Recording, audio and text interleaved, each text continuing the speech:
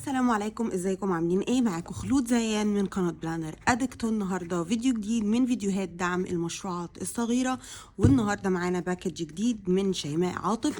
تعالوا مع بعض نشوف الباكج ومحتواه وايه قصة البلانر دي وليه مختلفة، ونعرف كل التفاصيل الخاصة بيها. الناس اللي اول مرة تشرفني على القناة، اهلا وسهلا بيكم. يا ريت ما تنسوش تدوسوا على زرار الاشتراك وكمان فعلوا الجرس عشان ما يفوتكوش اي فيديو جديد انا بنزله. يلا بينا نشوف الفيديو. طيب، اول حاجه كده، انتوا عارفين ان انا عاشقه لاي تغليف هاند ميد، يعني اي حاجه بتتغلف هاند ميد انا بعشقها. فبصوا الشياكه، بصوا التفاصيل الصغيره، بصوا الاسم اللي مكتوب بالايد، شكلها يجنن، شكلها حلو قوي، اليجنت وشيك ورقيقه. طيب تعالوا نفتحها ونشوف الباكج من جوه عامل ازاي. هنا في مسج اهي اوبن مي، وفي هنا ستيكر قافلها.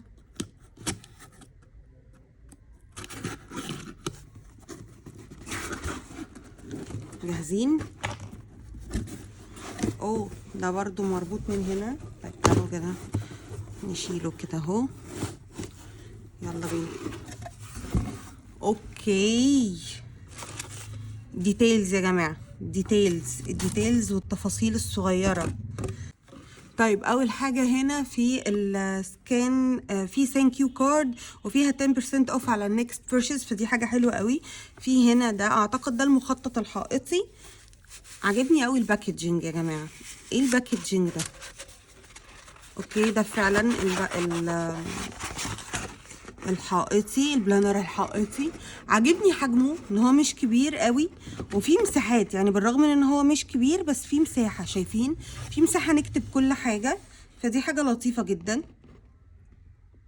عجبني قوي ومبهج، ومعمول من الورق تقيل يا جماعه، ده مش ورق خفيف ابدا، ده ورق تقيل، فدي شكلها مبهج قوي انها تتعلق قدامكم. عجبتني. تعالوا نشوف في ايه تاني. اوكي، دي الاجنده نفسها.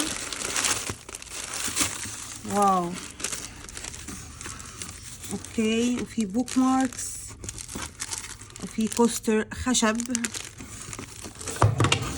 بس كده خلاص، وده الباكجينج.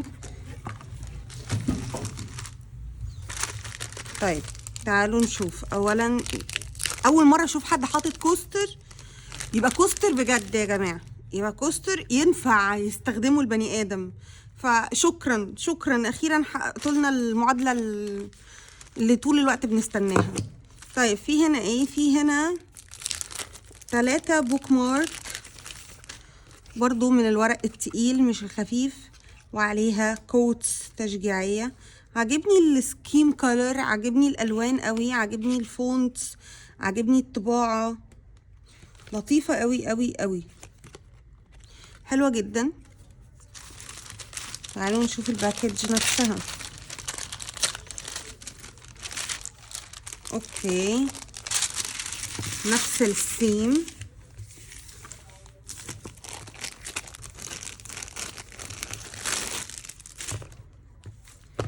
اوكي، دي الاجنده. تعالوا كده نقرب شويه علشان نشوف التفاصيل.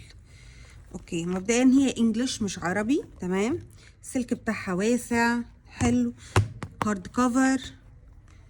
على طول بنخش على الييرلي ريفيو بتاع السنه اللي فاتت. هنا التوب 5 accomplishment.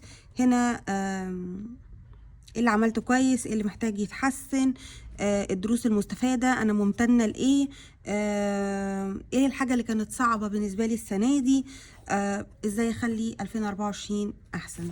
بعد كده عندنا الكالندر. عجبني بالرغم من إنها ملونة بس رقيقة، يعني في رقة في الموضوع، فدي حاجة عجباني قوي. طيب في ايه بعد كده؟ هنا في مساحة فاضية علشان نكتب لو عندنا مواعيد مهمة، واحلى حاجة انها مكررها مرتين علشان لو المساحة صغيرة يبقى عندك مساحة اكبر. هنا الويل اوف لايف، وسايباكي انتي تحطي الجوانب بتاعتك.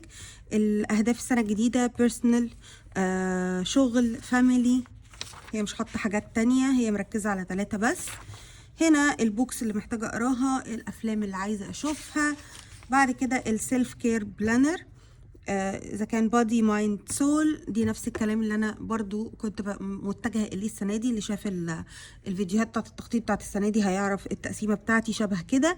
السيلف كير ايديا هنا 30 تحدي. كنت اتمنى ان انت هنا تكتبي لي شويه تحديات، كانت هتبقى حلوه قوي.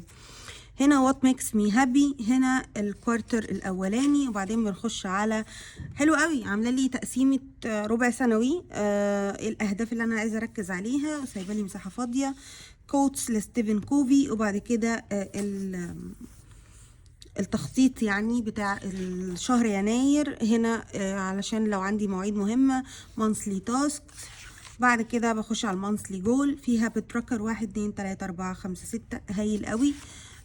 بعد كده الويكلي تاسك، ومقسمه لي الاسبوع على صفحتين. المساحات لطيفه جدا تكتب فيها، الالوان برضو لطيفه وهاديه، معرفش الالوان هتتغير ولا لا. اوكي، مفيش في نهايه الشهر ريفيو او حاجه، بس بتخش بعد كده على الشهر اللي بعده.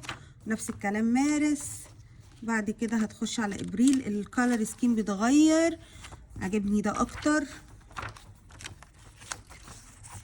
طيب هل بقى الكوارتر التاني هتعمل لنا فيه؟ استنوا كده نشوف. كوارتر 2، وراحت عامله تقسيمه برضو للكوارتر 2، فهي مقسماها على 4 اجزاء كده. ادي التاني، هنا هنخش على التالت اهو. لا ده لسه جون.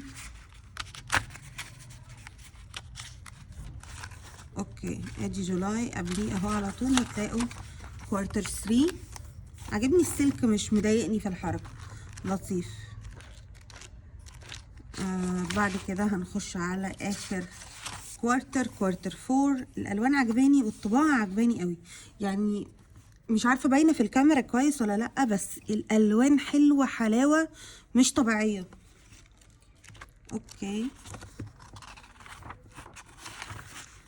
في نهايه البلانر او المخطط بتاعنا في كام صفحه فاضيه، وفي النهايه بنتعرف على شيماء نفسها اللي عامله البلانر دي. طيب زي ما قلنا، ايه الفكره او ايه الفرق بين البلانر دي واي بلانر تانية، مع ان التقسيمه بتاعتها شبه عاديه جدا؟ ان اللي عاملاها اوريدي هي استشاري تحفيز، وفي نفس الوقت اخصائي صحه نفسيه، وعامله هديه مع البلانر دي. QR كود بتستخدميه، هيشرح لك كل حاجه في البلانر تستخدميها ازاي. هي مخصصه قوي للسيلف كير، مش يعني لو خدتوا بالكم ما هياش لشغل البيت وتقسيمه البيت. تقدري تستخدميها في الطريقه اللي انت عايزاها، لكن هي في الاساس معموله ليه؟ علشان الدعم الذاتي، علشان احب نفسي اكتر، علشان اخد بالي من نفسي اكتر. حتى لو خدتوا بالكم المونثلي جولز بيرسونال كارير فاميلي، بس هي مركزه على الجانب ده فقط لا غير. فده المميز والحلو فيها. انا عجباني بصراحه الباكج، عجبني التغليف قوي، عجبني الالوان قوي قوي. الحاجات دي بتاثر فيا بصراحه قوي يعني. فلطيفه جدا. بس كده الباكج. البوكس كامل سعره 450 جنيه، والاجنده لوحدها بس 380. ده كده كل التفاصيل الخاصة بيها. يا رب تكون عجبتكم، و لو عندكم اي اسئله سيبوها لي في الكومنت سيكشن تحت. وكمان لو عندكم مشروعات بتبتدي وحابين ان انا اقدم لكم دعم ريفيو عنها، ابعتوا لي، ما تترددوش، وان شاء الله اقدر اساعدكم. بكده يكون فيديو النهارده خلص. اتمنى يكون الفيديو عجبكم، ويا ريت لو الفيديو عجبكم ما تنسوش لايك شير سبسكرايب للقناه، ولو عندكم اسئله سيبوها لي في الكومنت سيكشن تحت وانا هرد عليها. اشوفكم الفيديو اللي جاي. باي.